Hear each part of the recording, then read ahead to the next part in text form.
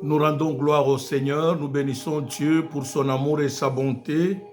Laisse que Dieu vous bénisse, vous tous qui nous suivez à travers le monde, vous tous qui attendez ce message. Nous commençons aujourd'hui la 4e semaine de notre marathon de prière de 70 jours sur comment conquérir son Cana.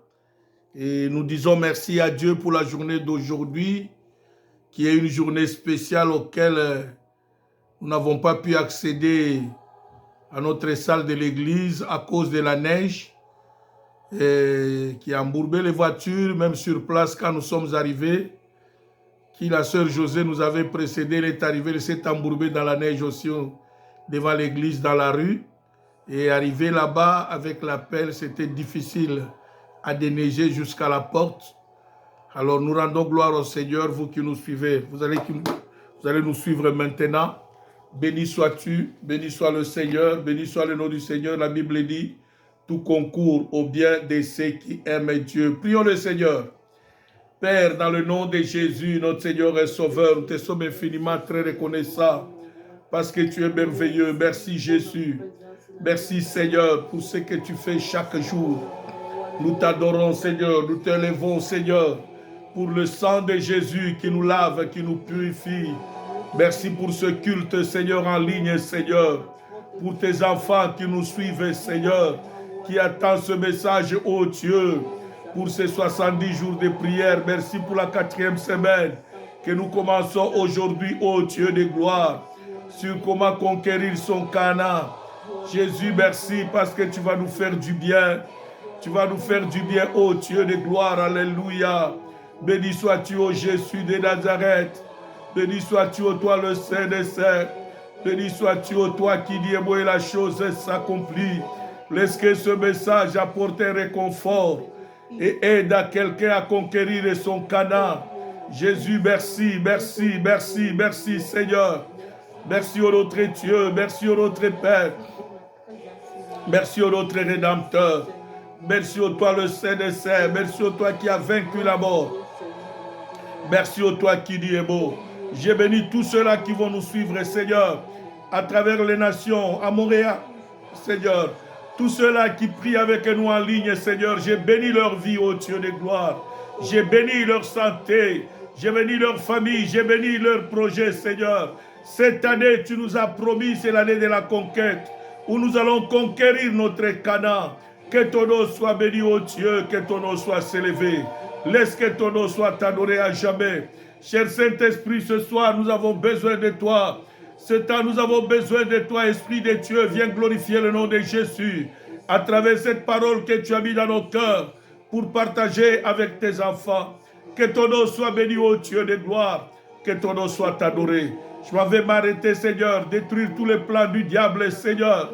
Détruire tous les plans machiavéliques et des sorciers. Je me lève contre tous les plans, Seigneur, des sorciers, toutes les distractions, et c'est là au nom de Jésus. Je vais soumettre toutes tes pensées à l'obéissance de Christ. Accepte, ô Dieu, de manifester ta gloire.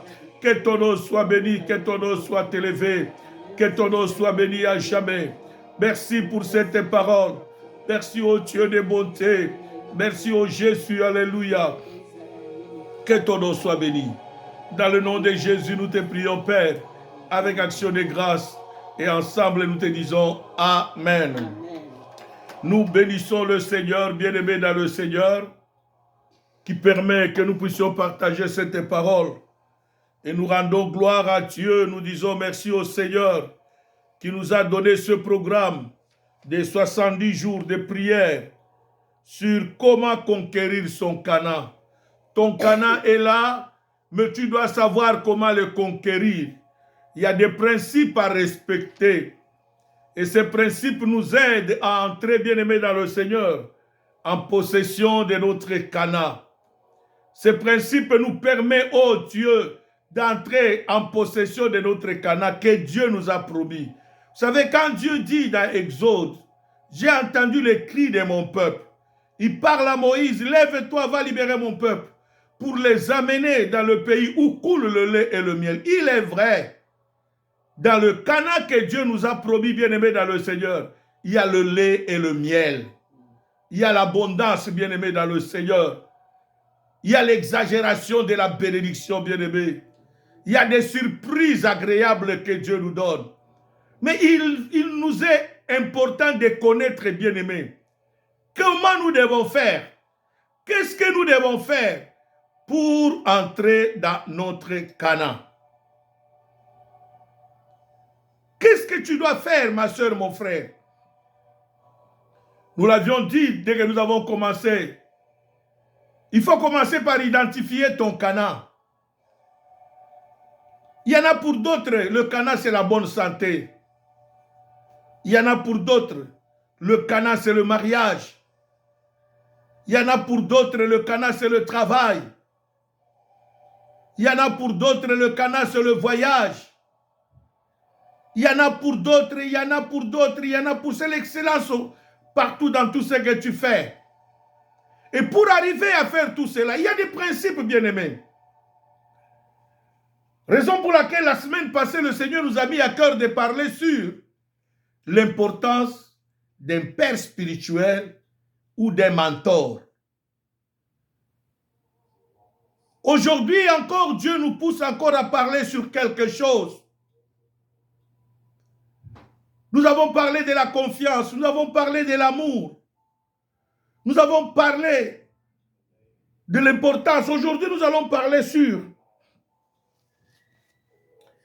le sous-thème de cette semaine, c'est l'importance de la discipline dans la conquête.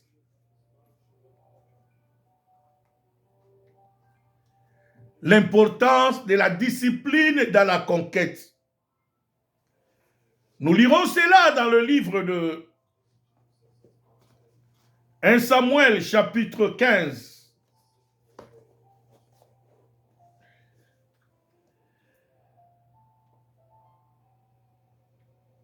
1 Samuel chapitre 15.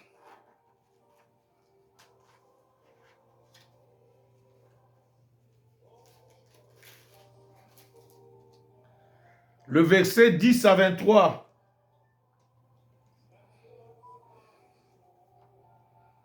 La Bible commence en disant: L'Éternel adressa la parole à Samuel et lui dit: Je me repens d'avoir établi Saül pour roi, car il se détourne de moi et il n'observe point ma parole.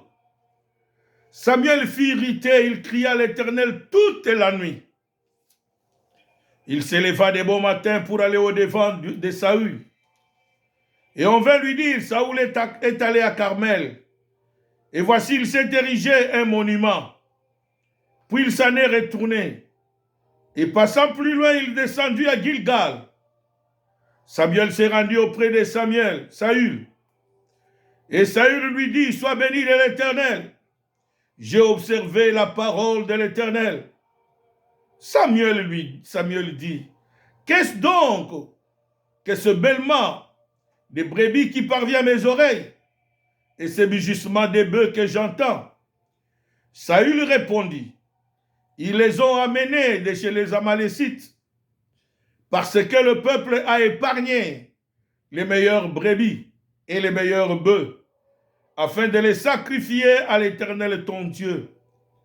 Et le reste, nous l'avons dévoué par interdit.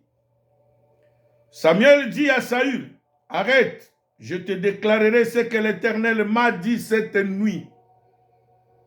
Et Saül lui dit: Parle.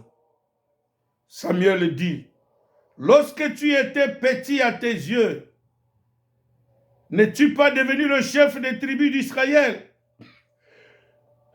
Je m'excuse. L'Éternel ne t'a-t-il pas oint pour que tu sois roi sur Israël? L'Éternel ne t'avait pas fait partir en disant: Va, aidez-vous par interdit ces pécheurs, les Amalécites, et tu leur feras la guerre jusqu'à ce que tu les aies exterminés. Pourquoi n'as-tu pas écouté la voix de l'Éternel? Pourquoi t'es-tu jeté sur le butin et as-tu fait ce qui est mal aux yeux de l'Éternel? Saül répondit à Samuel: J'ai bien écouté la voix de l'Éternel et j'ai suivi le chemin par lequel m'envoyait l'Éternel.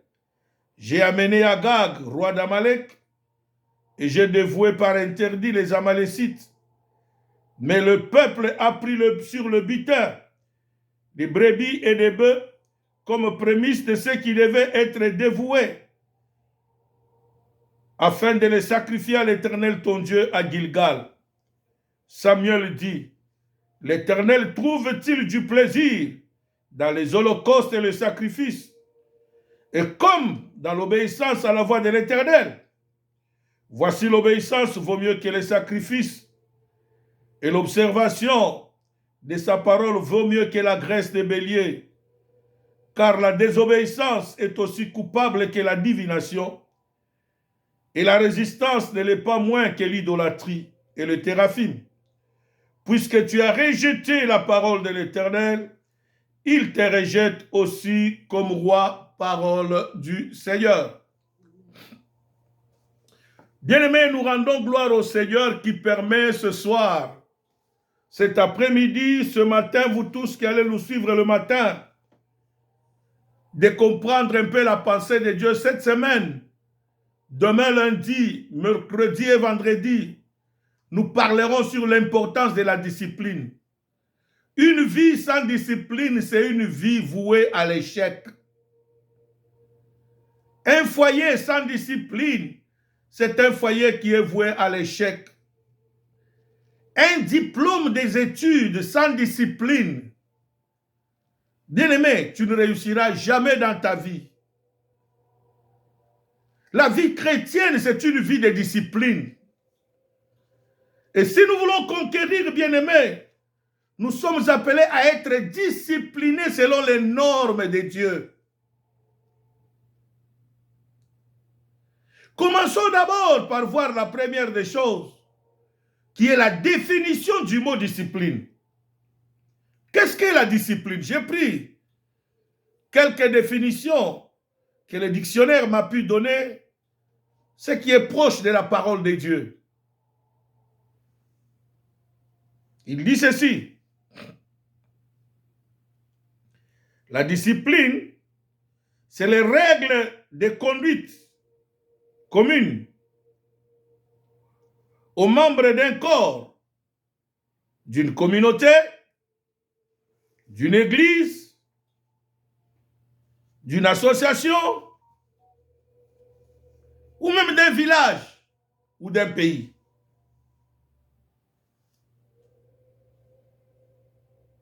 Il dit, la discipline, c'est la règle de conduite commune aux membres d'un corps. Quand vous formez un corps, vous devez être discipliné pour que ce corps reste debout longtemps.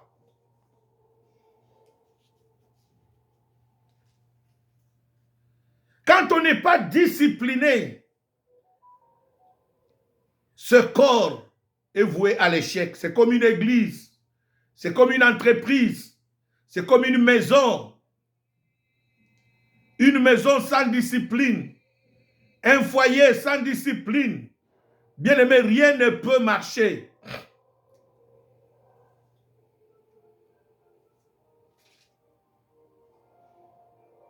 Vous savez, pendant que j'ai préparé ce message,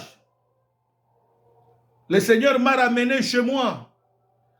Et j'ai compris pourquoi cela m'a rattrapé plus tard.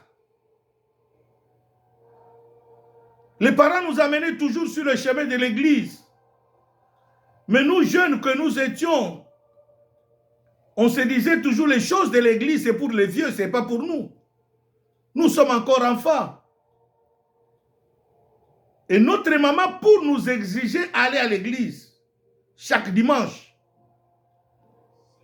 comme il y avait 2 cultes le matin, de 9h à midi et de 15h à 17h, on restait toute la journée à l'église. Alors maman, pour nous exiger d'aller à l'église avec papa, elle faisait quoi? Elle préparait le foufou. Et elle amenait ça à l'église pour dire, celui qui veut manger à midi, il n'a qu'à venir avec nous à l'église. Parce qu'à la maison, il n'y aura personne pour préparer pour toi. Donc je prépare le foufou, je l'amène à l'église. On mettait dans des thermos. Et on amenait ça. Et à midi, lors des pauses, chaque famille s'est ramenée dans un coin et on mangeait là-bas. Mais bien aimé, nous on prenait ça mal, on trouvait bon. Nous sommes obligés d'aller à l'église seulement pour manger les foufous à midi parce que un bon Katangais, un bon citoyen congolais qui aime bien son foufou, il ne peut pas s'en passer à midi comme nous on aimait manger matin, midi, soir. Mais cette discipline, bien aimée, c'est maintenant que je me rends compte que c'était une bonne discipline pour nous ramener sur le chemin de Dieu. Une maison sans règles, c'est une maison qui est vouée à l'échec. Chaque maison ici, bien aimée, est appelée à avoir des règles.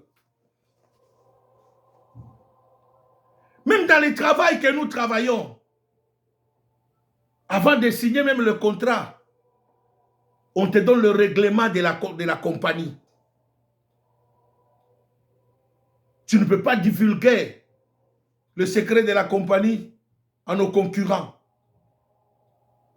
Toi, tu n'as pas le droit de parler à la presse. Ce sont des règles établies par les compagnies. Il y a quelqu'un qui est habilité de parler à la presse. Quand un étranger vient ici, te pose la question, tu n'as pas le droit de répondre. Dis-lui seulement, va voir telle personne. Va voir mon superviseur. Et le superviseur aussi, il peut dire que non, ce n'est pas à mon niveau. Va voir telle personne. Même dans l'église, bien aimé, dans la marche de la conquête, nous sommes appelés à connaître les règles. On dit, la discipline, c'est les règles de conduite pour une communauté. Les règles communes des membres d'un corps. Quand ces règles ne sont pas réunies, ce corps ou cette église est vouée à l'échec.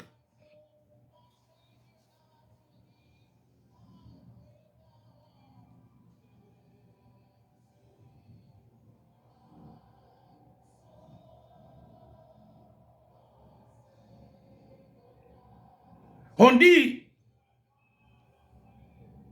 la discipline, c'est l'obéissance aux règles. Écoutez une autre définition. Savoir obéir aux règles. C'est comme le code de conduite. Tu ne peux pas conduire une voiture si tu ne connais pas le code de conduite.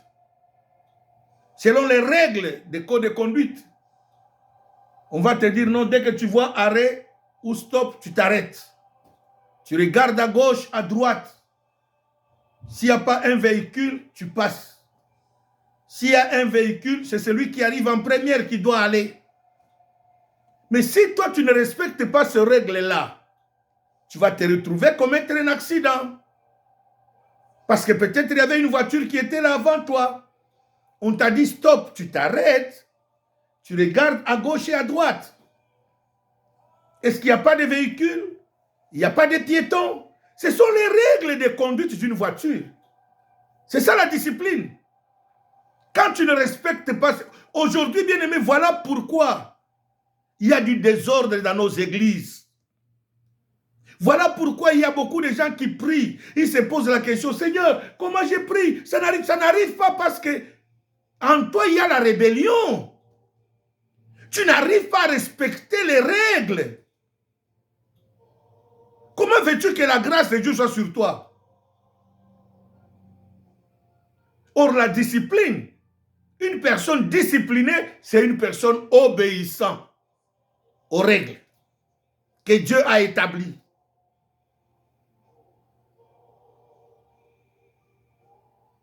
L'obéissance. Hier, je suivais cela. Une prédicatrice qui prêchait, il dit, oh Seigneur, pardonne-nous. Combien nos sœurs de protocole souvent ont des problèmes avec le peuple de Dieu. Tu viens, le protocole t'accueille. Nos sœurs qui sont au service d'accueil, ils le font par amour. Ils t'accueillent.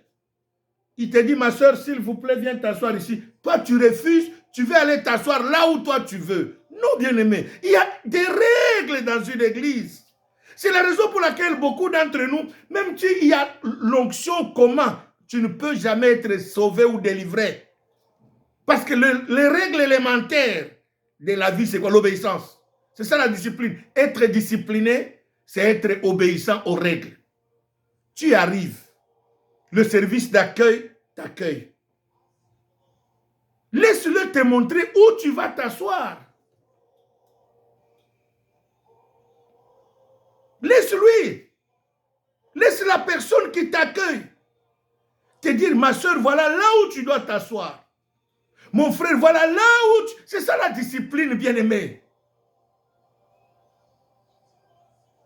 C'est ainsi que par définition, on dit la discipline veut dire l'obéissance des règles. Troisième définition.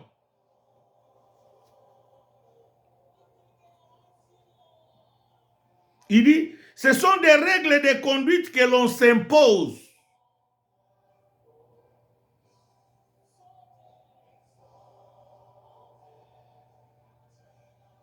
Ce sont les règles de conduite que l'on s'impose.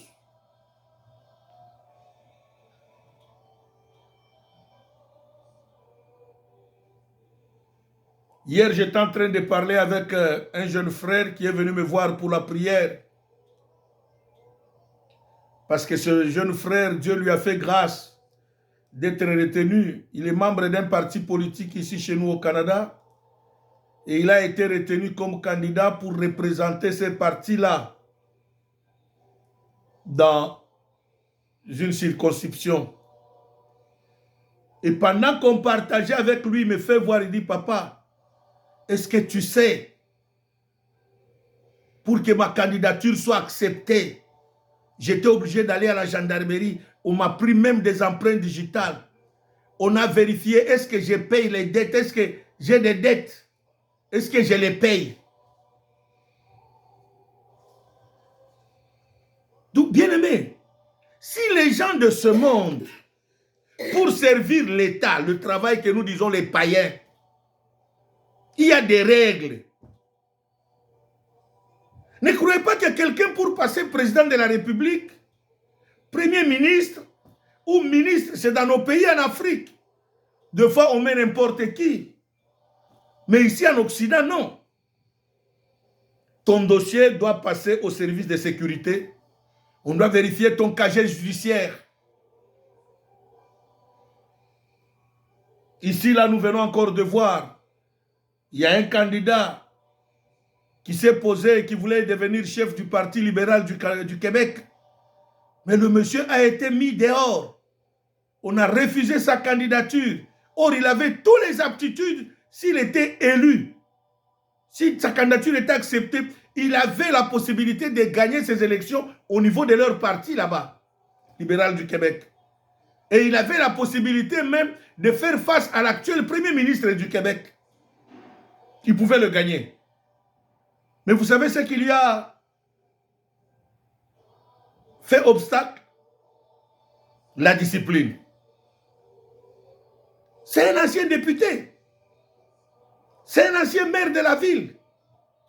Mais on l'a arrêté, on a refusé sa candidature. Pourquoi? Parce qu'ils avaient des dettes. Il avait des dettes au fisc.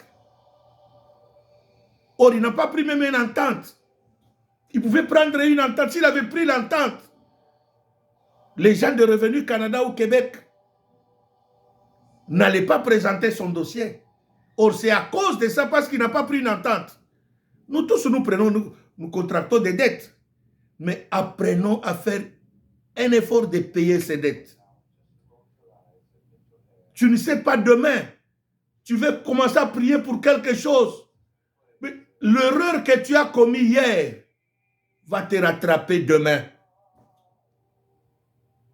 La bêtise que tu as commise hier J'ai toujours donné ce témoignage, bien aimé. Voilà pourquoi Dieu nous a parlé que nous puissions parler de la discipline. Ici, là, bien aimé, ce n'est pas les démons.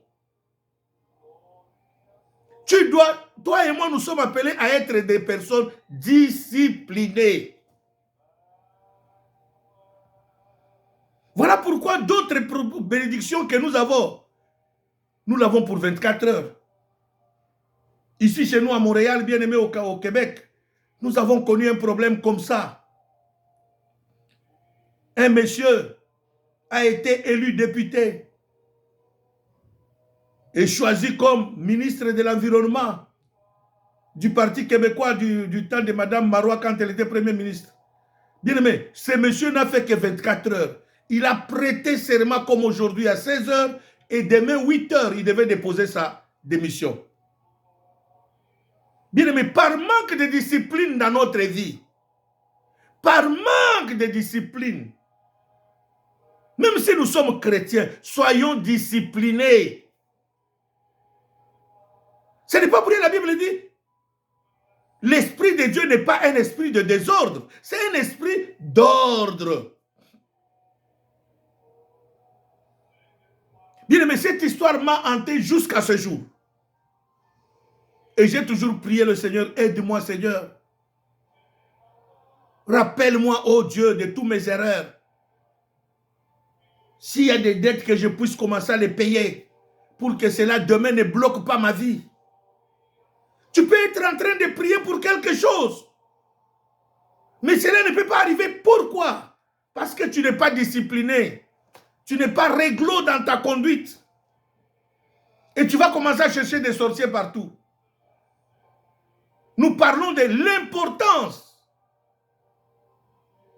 de la discipline dans la conquête.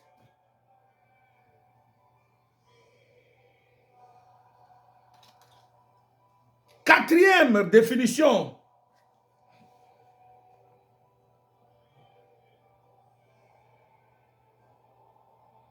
C'est une aptitude de quelqu'un à obéir à ses règles.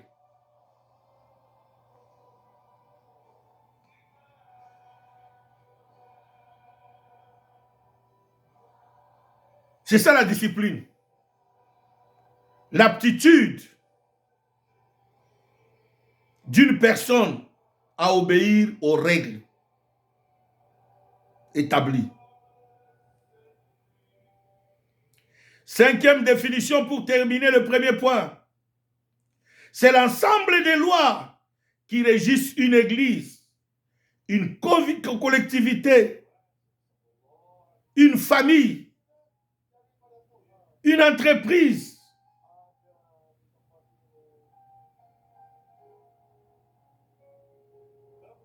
C'est l'ensemble des lois, c'est ça la discipline, qui régissent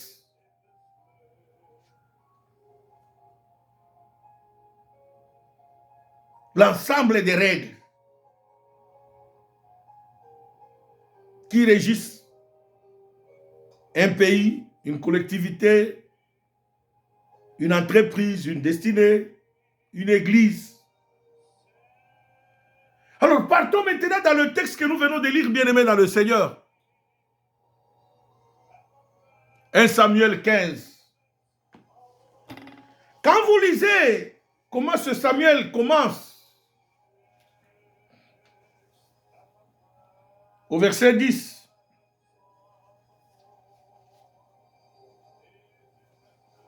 quand vous le commencez au verset 1, la Bible dit, Dieu se souvint que Amalek avait barré la route à Israël pendant qu'il sortait de l'Égypte. Quand Israël sortait de l'Égypte pour Canaan,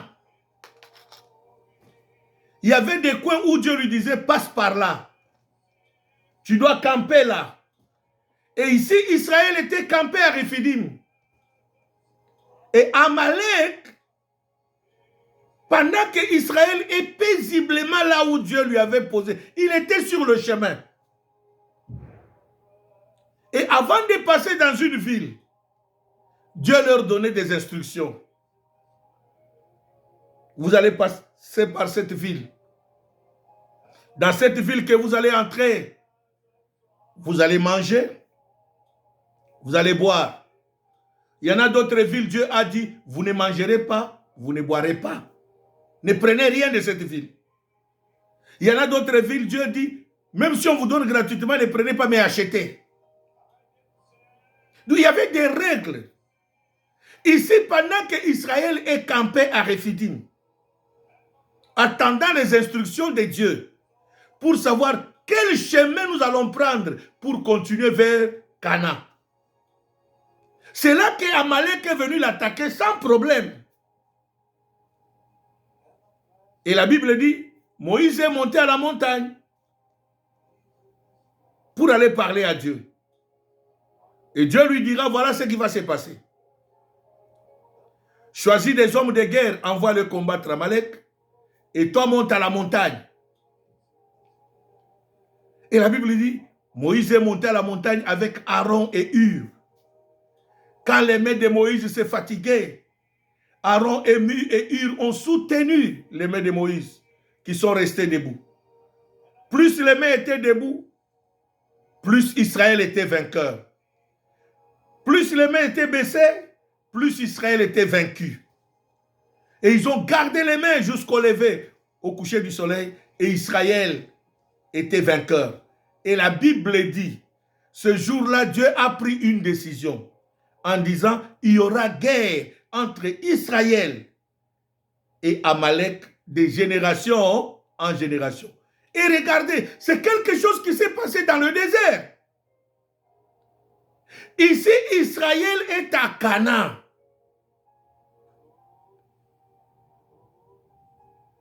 Et Dieu dit par Samuel à Saül, je me souviens, mets-toi debout, va combattre Amalek à cause du mal qu'il vous avez fait. Parce qu'il vous avait attaqué gratuitement. Donc, bien aimé, il y a des règles dans la conquête. C'est Dieu qui voit notre lendemain. C'est Dieu qui connaît notre lendemain.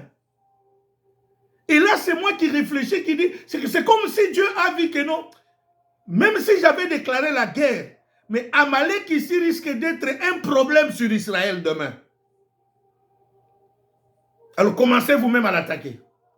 N'attendez pas que lui vienne vous attaquer.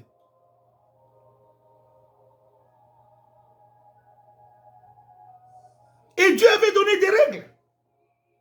Israël devrait être discipliné par Saül qui était le roi à qui Dieu a parlé. Dieu a dit, voici les règles de là où vous allez partir en guerre. Vous allez